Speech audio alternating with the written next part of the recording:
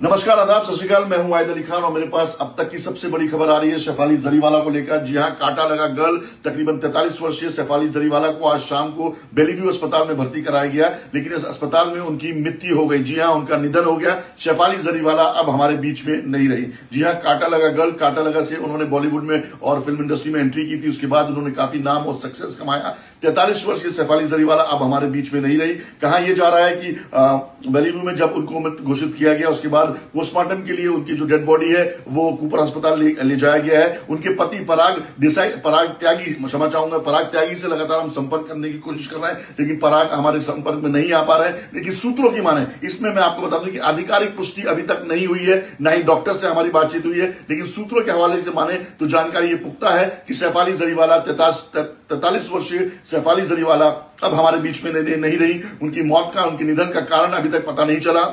ना ही आधिकारिक तौर पर इसकी कोई पुष्टि कर रहा है, इस खबर को कोई एंडोर्स कर रहा है या कोई इसको आधिकारिक तौर पर हमसे मान रहा हो ये खबर को, लेकिन सूत्रों के हवाले से जानकारी आ रही है कि शेफाली जरीवाला कांटा लगा गर्ल अब हमारे बीच में नहीं रही।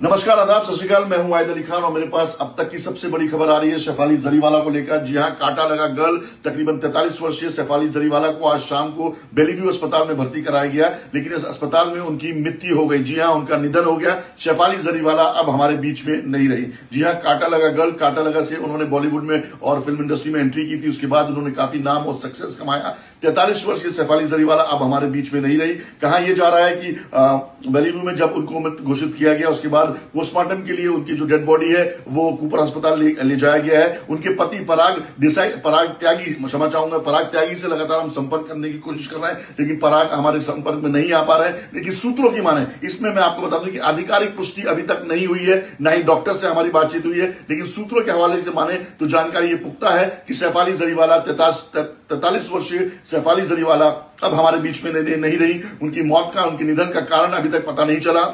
ना ही आधिकारिक तौर पर इसकी कोई पुष्टि कर रहा है, इस खबर को कोई एंडोर्स कर रहा है या कोई इसको आधिकारिक तौर पर हमसे मान रहा हो ये खबर को, लेकिन सूत्रों के हवाले से जानकारी आ रही है कि शेफाली जरीवाला कांटा लगा गर्ल अब हमारे बीच में नहीं रही।